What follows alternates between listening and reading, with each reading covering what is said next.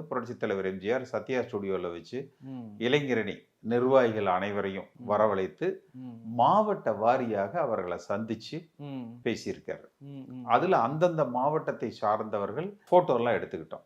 Okay. போட்டோலாம் எடுத்துக்கிட்டோம். அந்த போட்டோலாம் இருக்குது. ம். ஸோ அப்போ அவரை சந்தித்தோம். இல்லை அப்போ நான் கல்லூரி மாணவனாக இருந்தேன். ம். மற்றவர்களெல்லாம் பார்த்தீங்கன்னா என்னை விட வயது ஒரு மூத்தவர்களாக இருந்தாங்க.